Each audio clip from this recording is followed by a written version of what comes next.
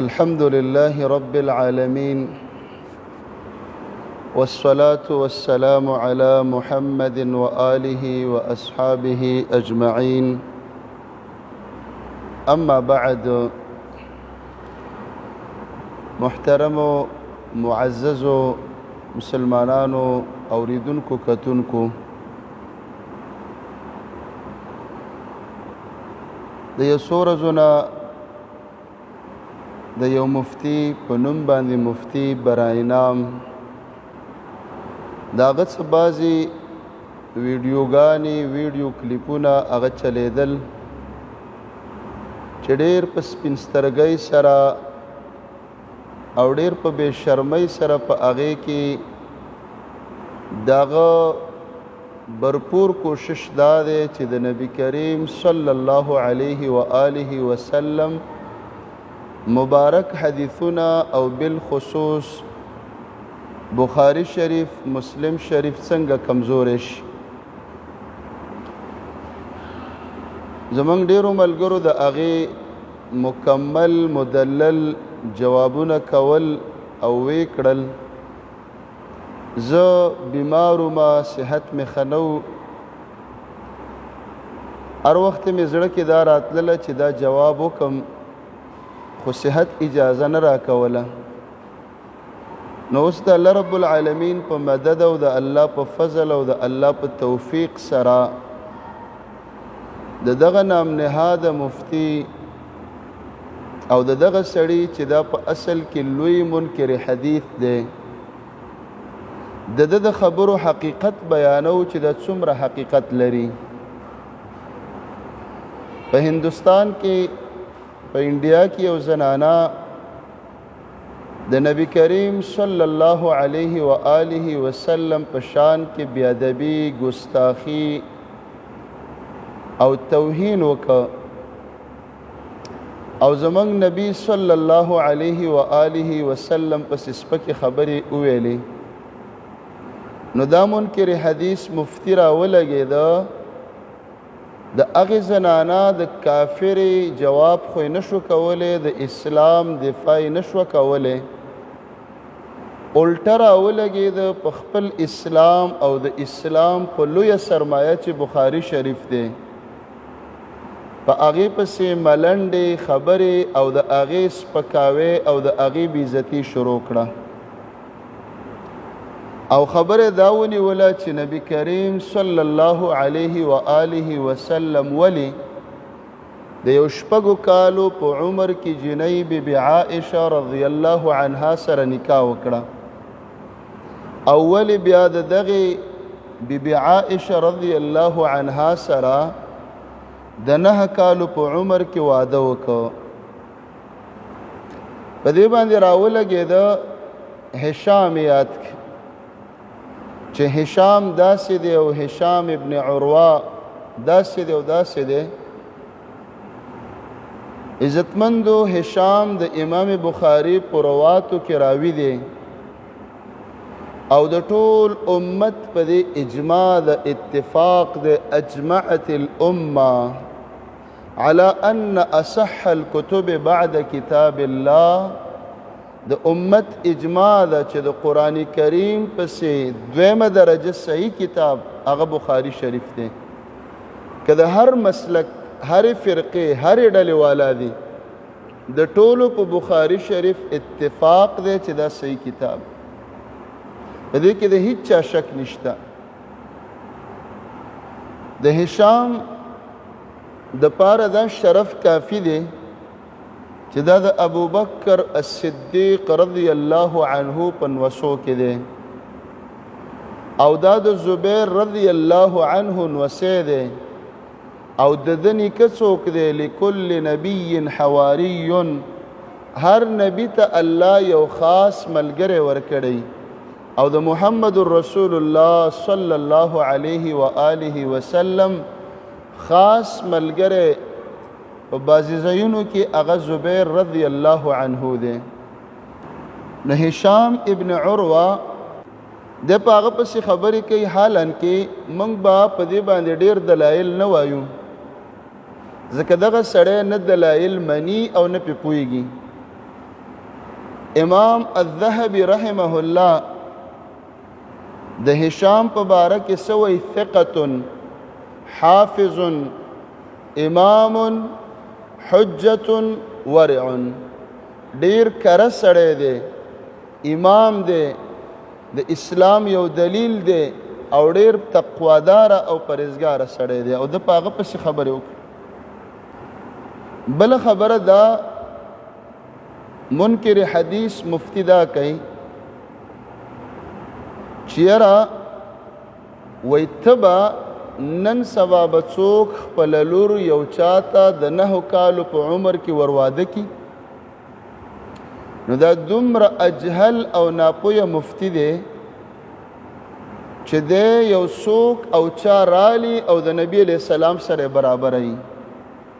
وای تبا یو څوک بخپل لور په 9 کالو کې یو چاته واده کی، و د الله بنده یو چا نو دا یو چا څوک محمد رسول الله صلی الله علیه وسلم ترا پیدا کا تنن راولا د محمد رسول الله صلی الله علیه وسلم پشان هستی تو ګوره چې دا امت او منګه د 9 کالو نه د اولی ورځې نونه د یوې ورځې ماشومان دته په نکاح ورکو او کني ورکو.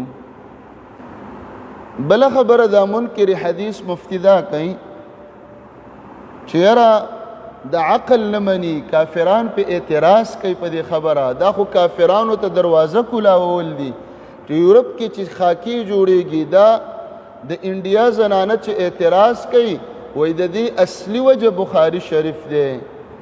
و د الله بندا یوازې کافرانو یهود و نصاراو د انډیا کافرانو د نبی علیہ السلام په دې نکاح خو اعتراض نه دی کړی. کافر خو زمونږ په دې خبرم اعتراض کوي چې په اسلام کې د خور میراث نیم دی، نصف دی او د ورور میراث پوره دی، د یو پلار بچی دی، هغوی وایي دا ظلم شوی دی او حالا کې دا خبره په قرآن کې ده. نو چې کافرو اعتراض وکړو قرآن به نه مني. کافر خو په اسلامی حجاب او پرده باندې هم اعتراض کوي چې زنانه ولی مخونه پټي، دا د زنانو سره ظلم دی، دا د دوی حقونه ضایع کول دي، دا د زنانه سره زیاتې دی، پرېږده چې آزاده ګرځي. نو ته به سورت نور او سورت احزاب نه مني. چیرې کافر په اعتراض کوي. کافر خو چې دی د نبی علیہ الصلوۃ والسلام په دې خبره م اعتراض کوي چې ولی ډیر نکاحونه کړو، 11 یا 14 نکاحونه کړو، نو ته به دا خبرم نه مني. کافر خو په قرآن م اعتراض کوي، ته به قرآن نه مني. کافر داسې کافر شته چې الله نه مني، ته به الله هم نه مني. کافر خو جنت هم نه مني، کافر خو قبر هم نه مني، کافر خو اسلامی حدود هم نه مني، کافر خو اسلامی نظام هم نه مني، کافر خو چې دی د غل لاس کټ کېدل هم نه مني، کافر خو چې دی زناکار په کاڼو سنګسارول او رجم کول هم نه مني. نو ته به څه وایې چې دا ټولې خبرې غلطې دي ځکه چې کافر په اعتراض کوي. ته دومره بې غیرته شولې چې د کافر جواب نشو کولی او په خپله لکۍ باندې چک لګې چېرې کافر اعتراض کړی دی. نو ځکه دا خبره زه نه منم. کافر خو ستا په بېشماره خبرو اعتراض کوي. د کافر د اعتراض سره زما او ستا سویمه ده چې موږ لا اله الا الله محمد رسول الله وویله، کوي به خلک اعتراضونه. دا خو د مؤمنانو صفت دی، قرآن کریم کې الله فرمایلی دي او دا د صحابو صفت دی چې د الله په باره کې د هیڅ چا د خبرو پروا به موږ نه ساتو. خلک به خبرې کوي که نه، بل به موږ جواب کو، د نبی دفاع به کو. الټه د احادیثو په ذخیره د خپل دین په مرکز چې بخاري شریف دی په دې پسې به رالګو، په دې به را باندې کو، د ده نه به ډب وباسو. انډیا کې چا اعتراض وکړ ډب د بخاري نه وباسه، په یهودو خاکه جوړه کړه ډب د بخاري نه وباسه. یهودو چې دی د نبی علیہ السلام فلم او کارټون جوړ کړ نو زور د بخاري شریف نه وباسه. جواب نشي کولی، چپ کېنه چې نه درځي علم در سره نشته، چپ کېنه. ولی په خپل دین را باندې کې، ولی خپل دین له نقصان ورکې. بله خبره دا ده که چرته په کم عمرۍ کې دا نکاح د نبی علیہ السلام د بیبي عایشې رضی الله عنها سره دا جرم وی او دا غلط کار وی، نو د نبی علیہ السلام په زمانه کې د اسلام لوی دشمنان مشرکینو، بیا ورپسې یهودو، بیا نصاراو او بیا مجوسو. څلور کونجه دنیا د نبی علیہ السلام دشمن و مخالف و په هغه زمانه کې نه یهودو دا اعتراض وکړ، نه مشرکانو وکړ او نه نسوارا وکړ، نه مجوس وکړ، هیچا دا اعتراض ونه کړ چې ته څنګه پیغمبر چې د 9 کالو جنۍ د ځان ته واده کړله او نکاح دې ورسره وکړ، ته څنګه پیغمبر؟ دا اعتراض چا نه و کړی. ولې؟ په عربو کې عادت او معمول دا و چې د وړو جنکو سره هغوی نکاح کوله او دا چا عیب نه ګڼه، دې ته چا بد نه ویلې، دې ته چا بد نه کتله. عائشه رضی الله عنها د 9 کالو په عمر واده شوې ده او ورکړې د 6 کالو په عمر کې، او په دې کې بشمار حکمتونه فائدې. په دې باندې بالخصوص زمونږ محترم استاذ او شیخ فضیلة الشیخ ابو محمد امین الله البشاوری حفظه الله هغه په ډېر ښکلی بیان کړی دی او حکمتونه بیان کړي دي چې دا حکمتو عزتمندو یو حکمت پکې دا دی که چرته نبی کریم صلی الله علیه وسلم د عایشې سره د 9 کالو په عمر کې واده نه وی کړی، نو نن به په امت کې یو پلار هم وړه جنۍ وړه لور هیڅ چاته نه وی ورکړی. زمونږ د اسلام چې څومره فقه دی، فقه حنفي، فقه شافعي، فقه مالکی، فقه حنبلي، په دې ټولو فقو کې دا خبره جایز ده چې پلار وړه لور صغیره دام په نکاح ورکولی شي. بلکې امام سرخسی صاحب چې دا د فقه حنفي امام او عالم دی، هغه په المبسوط کې لیکلی دي چې د پیو ماشومه هم پلار چاته په نکاح کولی شي. ودیدل او د هغې سره کوروالی نه یادوي، هغې خو هېڅوک هم نه یادوي، څوک یې قایله نه وي، ځکه چې ماشومه د هغې صلاحیت او وس نه لري. خو نکاح ورکول یو چاته ورکول دا د ماشومې جایز دی. ولی؟ رسول الله علیه السلام داسې کړي، ابو بکر داسې وکړه او بیبي عایشه رضی الله عنها د هغې سره داسې وشو. دا اسانی او دا نعمت او دا رحمت چې نن په دې امت کې موږ ګورو، په لکاو پلارانو په اورونه کې او د میاشتو نونه وراره ته خپلوان ته په نکاح ورکړي دي. ولې ورکړي دي؟ ځکه چې بیبي عایشه رضی الله عنها ورکړی شوې وه. دا نعمت او سهولت دا د دې نکاح یو فایده وه او د دې نکاح یو خیر چې حاصل شي.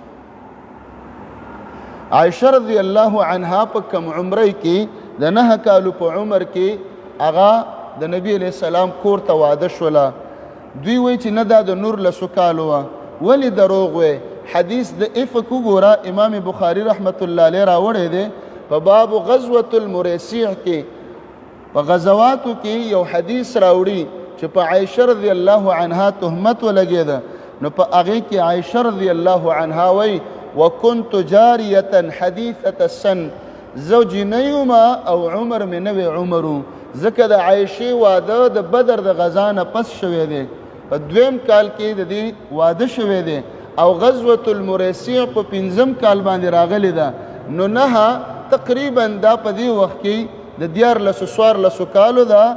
امام ابن اسحاق رحمه الله فرمایي وی لم تبلغ 15 سنه، 15 کالو ته لا نه ورسېدلې. خپله وایي چې په غزا د مریسیع کې زه حدیثة السن او جاریه جنۍ ومه او کم عمر ومه. بل دلیل چې عایشه رضی الله تعالی عنها دوی دروغ وایي چې دا د 19 کالو وه. عایشه رضی الله عنها هغه خپله فرمایي د واده قصه کوي او دا په دې ټولو کتابونو کې شته دی چې ما ته مې مور ام رومان آواز وکړو وکنت علی ارجوحة، ما په ټال کې زنګلې. په ټال کې چې زانګي هغه جنکۍ زانګي، ماشومان یې زانګي، غټې زنانه نه زانګي.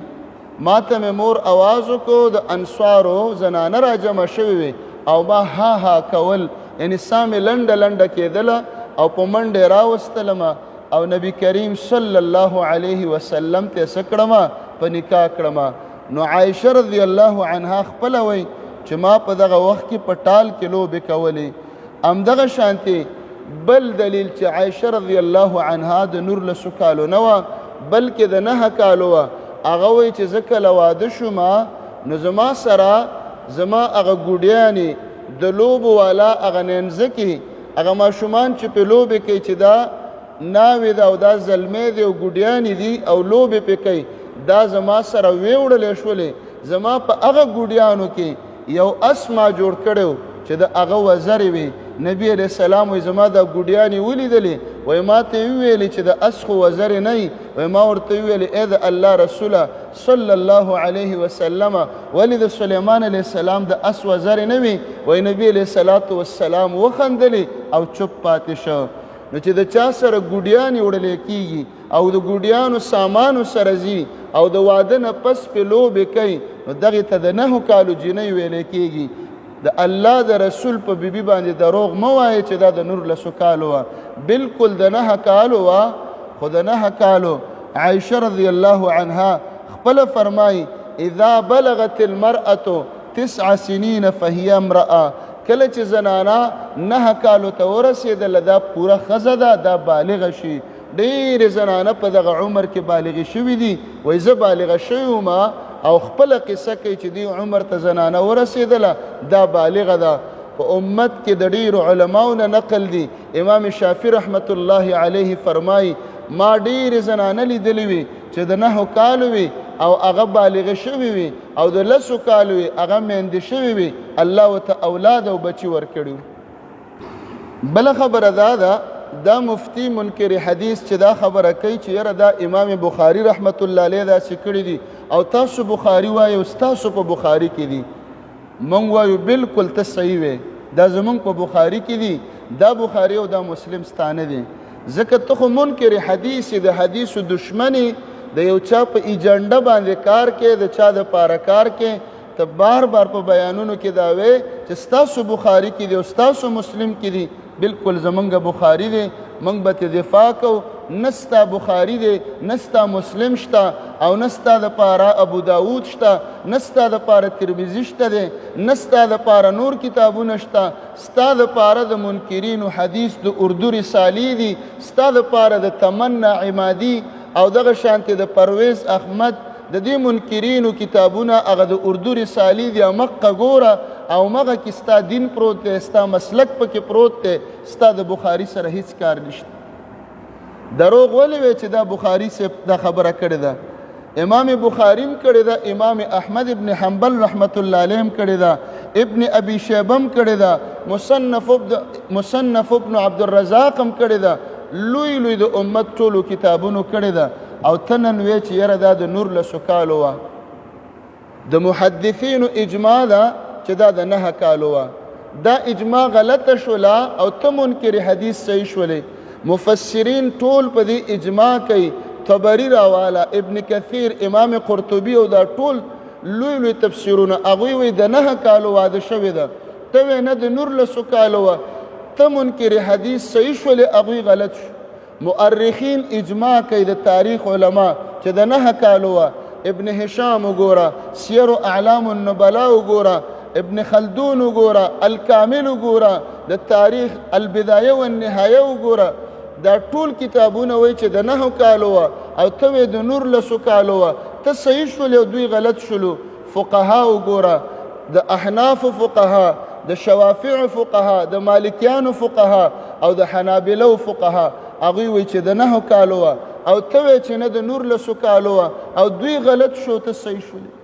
موږ ته نه تپوس کوو منکر حدیثه ته حنفي که ته د کم مذهب والا یې، مقلدي که غیر مقلدي. موږ اهل حدیث یو الحمدلله والحمدلله علی ذلک. که ته ځان ته حنفي وې نو د امام ابو حنیفه رحمت الله علیه نه به نقل راوړي چې هغه ویلي چې د عایشې عمر 9 کاله نو بلکې 19 کاله.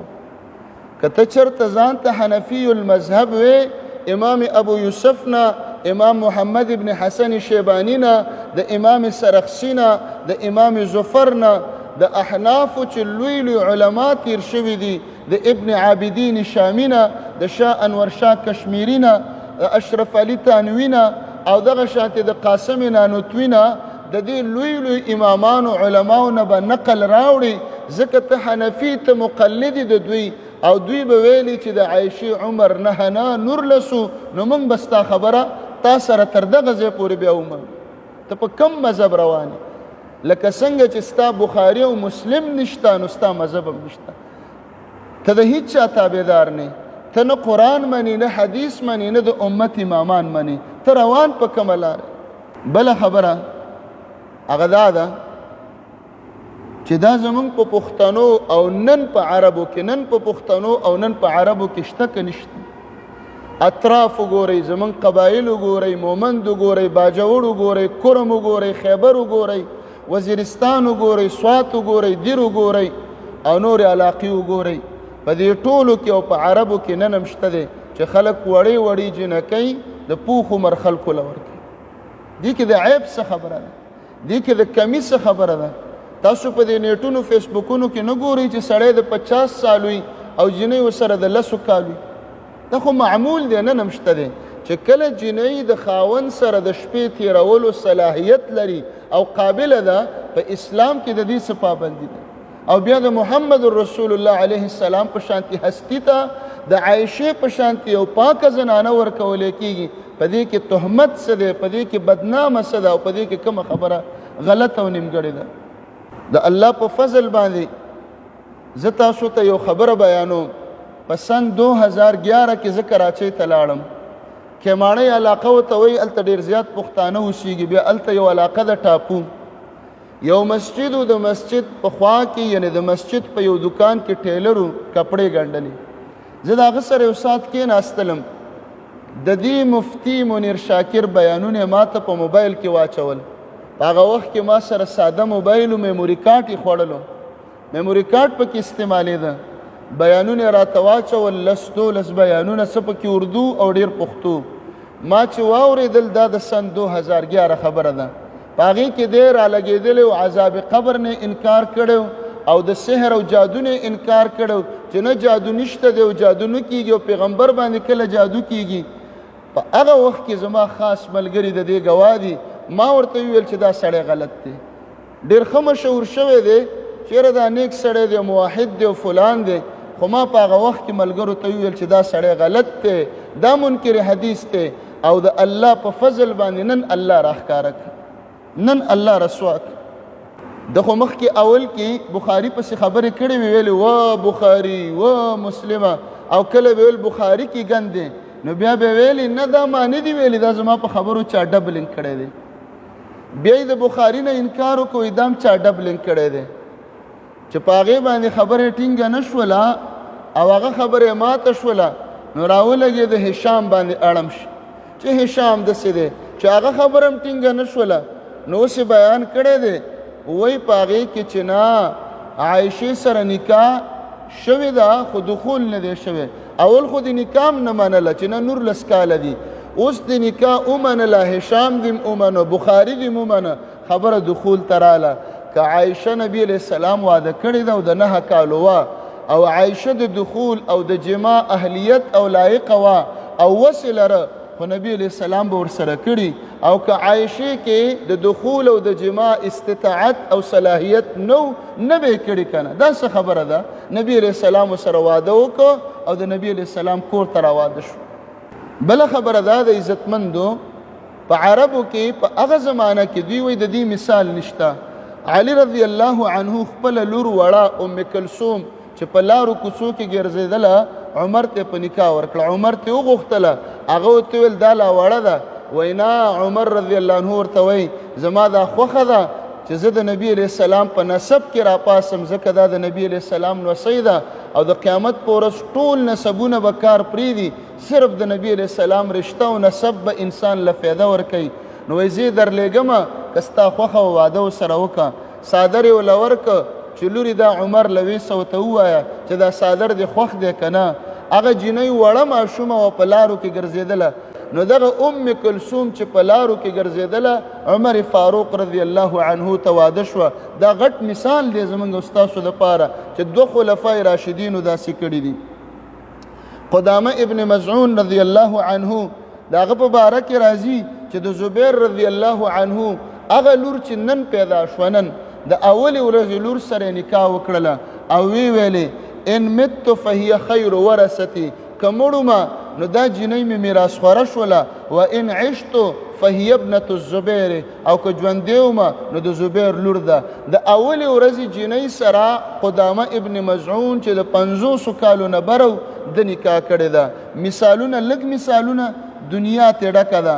همدغه شانتې ابن عمر وړه لور ورکړې وه چاله ورکړه عروه ابن زبیر رضی الله عنه له همدغه شانتې عروه ابن زبیر خپل یو وراره ته وړه ورېره ورکړې وه عبدالله ابن مسعود په باره کې راځي د هغه ښځه وه ښځې راولګېدله وړه لورې چې دی مسیب ابن نخبله ورکړه ماشومه وه او بیا د ابن مسعود نه تپوس وکړو چې دا وله ورکمه فاجازه هغه تل بالکل یې وله ورکه یو نه په زرګونو په سوونو مثالونه په صحابه کرامو تابعینو کې شته چې وړې وړې جنکۍ ورکړي دي او داسې د اتو د 9 کالو جنکۍ واده شوي دي ځکه چې صلاحیت د کوروالي د هغوی وو ځکه واده شوي دي او چې صلاحیت د کوروالي نه نو هر سړی په دې پوهېږي چې دا بې ظلم دی نه په کار یو ماشومې ته تکلیف ورکول یو ماشومه تنګول یو ماشومې سره ظلم نه په کار په ډېرو جنکو کې د دې صلاحیت دي بله خبره دا د عزتمندو چې کله دا مفتی مخکې چې په کوم جماعت کې و د هغې امیر مولانا طیب طاهري صاحب دی د تنظیم نه وویست د ده حیثیت ختم شي ډېرې هلې ځلې وکړلې خو کامیاب نه شه ډېر ناکام پاتې شي بیا دویم تنظیم د جوړ که د هغې امیر او مشر مولانا شاه زمین صاحب د مانیری والا هغه مقرر شي عزتمندو زمونږ جوابونو ته هیڅ ضرورت نشته دی حنفی المسلک دی مقلد دی د امام ابو حنیفه رحمت الله علیه نه به ثابتوي چې د عایشې عمر نه نور لس کالو بیا د هغه تنظیم نه وویستلی شو د دویم تنظیم مشر مولانا شاه زمین صاحب بله ورځ په ده باندې مدلل مفصل بیان کړی دی او ده ته قمقل بېوقوفه او ده ته جاهل مفتی ویلی دی نو د ده دپاره د مرګ مقام دی ده له مرګ پکار دی ده له پکار دی چې لپه زهر راوالي او خولې ته یې واچوي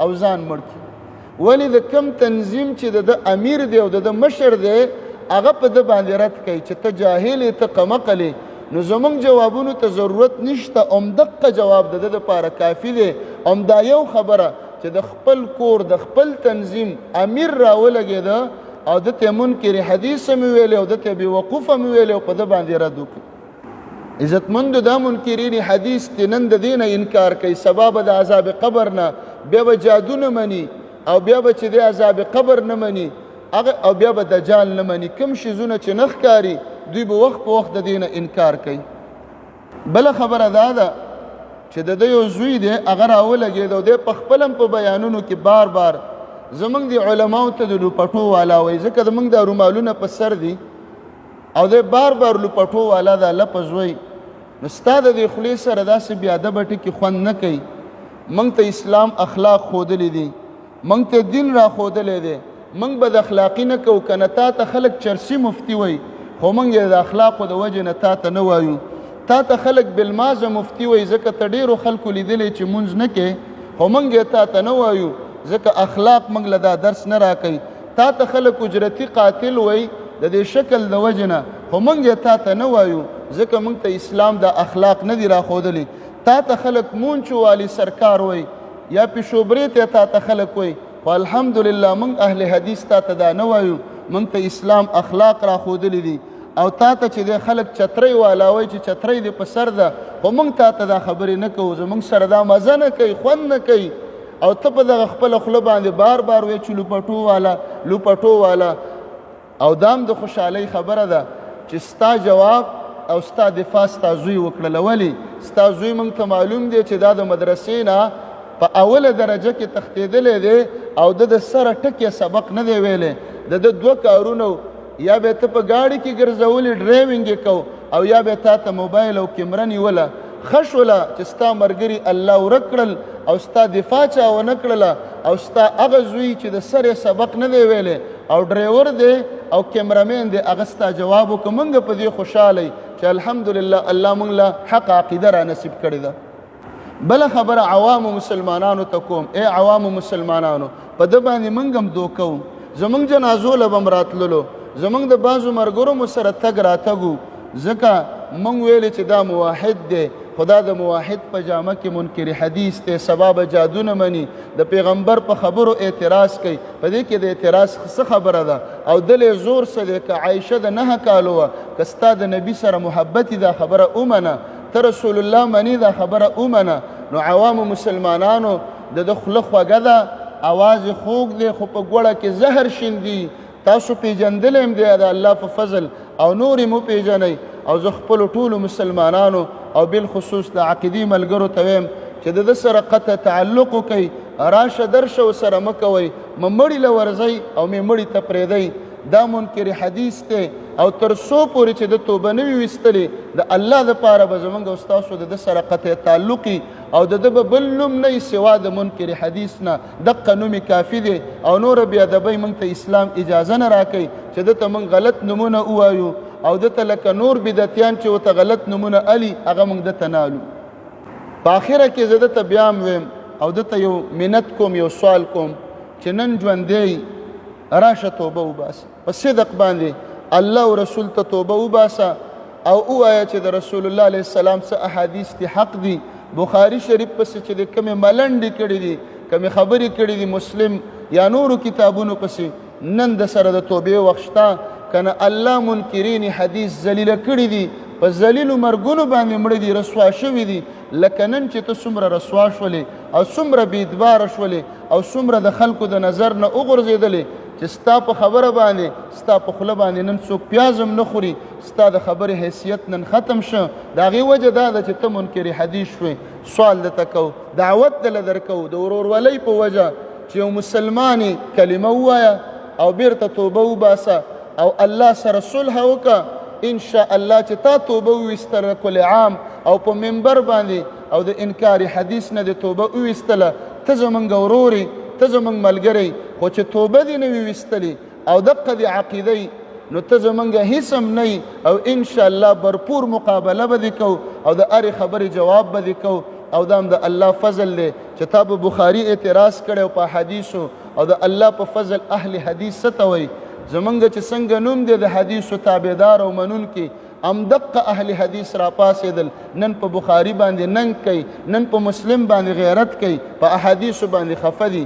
او دا تا داسې مسله کړې ده چې د امت د هر مذهب والا او د هر فقه والا هغوی په تا باندې بد وی، په تا لعنتونه وی او ستا حیثیت خراب شه، ستا نوم خراب شه، ستا چې کوم مقام و هغه را وغورځېدلو او ستا چې د اعتبار او اعتبار ختم شلو. ولی ته منکر حدیث شولې نو توبه الله ته وباسه، الله غفور او رحیم دی.